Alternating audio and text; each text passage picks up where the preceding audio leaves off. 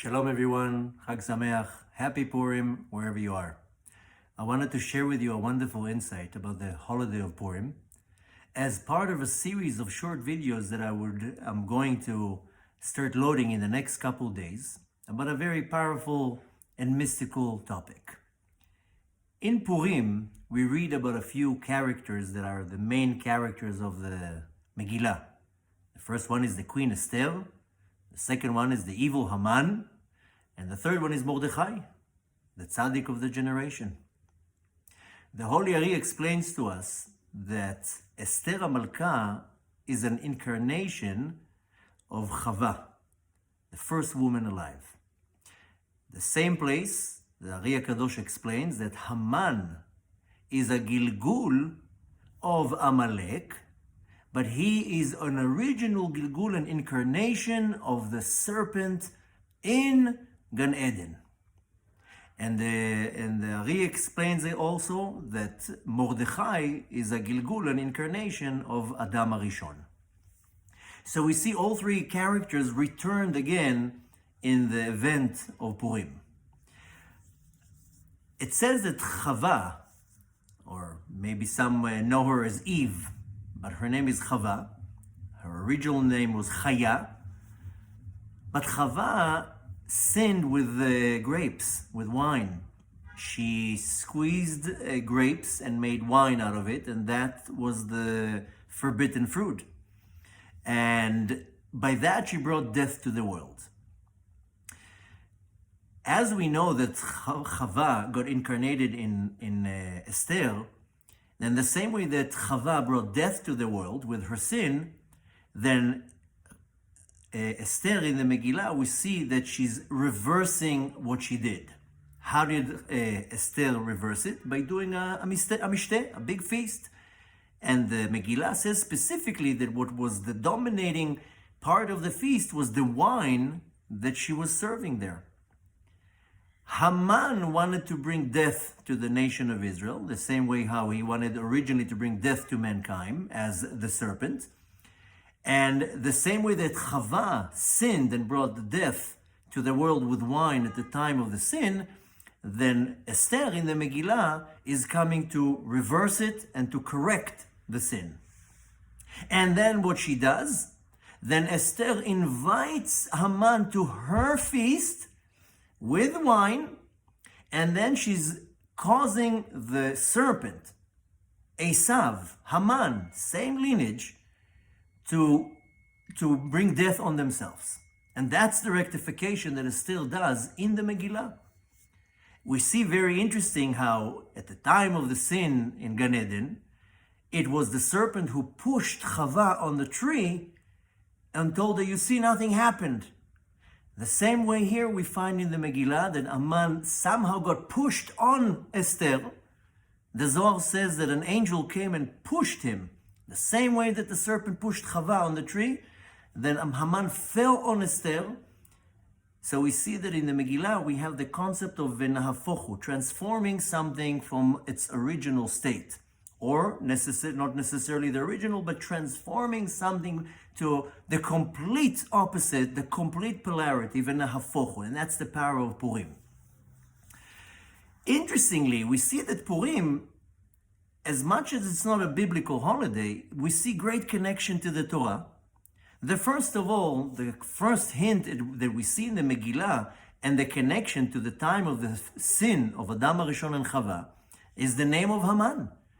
Haman is mentioned a few paragraphs in the Megillah, but where do we find the name Haman in the Torah?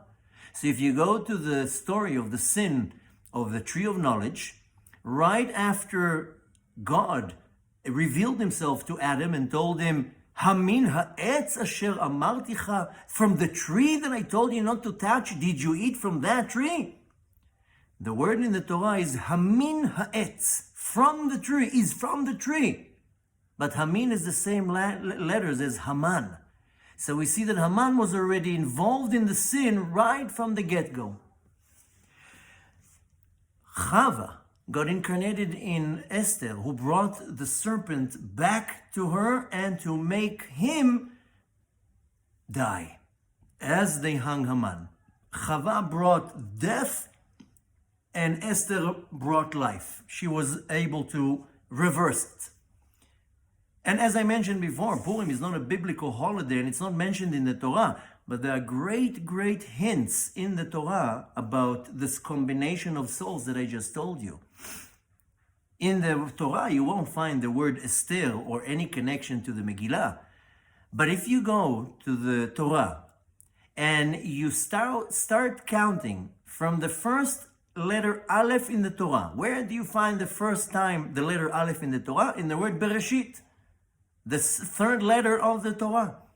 If you take from that letter, from the Aleph, 12,196 letters forward, you'll find the letter Samech.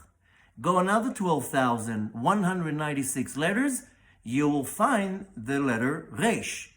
And then you'll go another 12,196 letters in the Torah, you'll find, sorry, I said it wrong, but you'll find the order as Aleph, Samech, Taf, and Resh in increments of 12,196. So the first Aleph in the Torah is for Esther, then the Samech is 12,196 letters forward, and then Taf, and then Resh.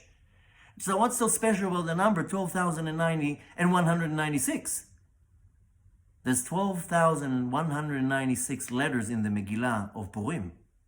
So we're getting already a hint in the Torah that Esther is really Chava. Esther came to fix what was damaged at the time of the sin. And in all that, there's one more element that we don't really understand what is so powerful about this element. And this element, my dear friends, is wine. With wine was the sin, with wine was the connection. We are commanded to drink till we don't recognize each other. O Aru Haman and Baruch Mordechai. What's so special about wine in the Torah? And what's so special about wine in Purim that can cause a switch? So I will leave you here till the next video, that next time you drink wine, especially today on Purim, when you drink wine, you are fulfilling the mitzvah of Ad Lo Yada, but more than that, you have the ability to switch death to life, darkness to light, evil to good. Everything can be switched with this, with a cup of wine. I will continue this series of lectures where I will reveal much more interesting secrets from the Torah with this wonderful beverage. And now I'm just going to wish you Chag Sameach, Happy Purim, wherever you are. And don't forget, it's a mitzvah today to drink this holy, holy wine. And with that, we can switch everything from bad to good, from evil to good, from darkness to light, from exile to redemption, and finally get the ultimate blessing of the coming of Mashiach and the revelation of God in this world. Chag Sameach, Happy Purim, and L'chaim. Baruch Ata Adonai Eloheinu Melech Haolam, Boreh Peri HaGefen.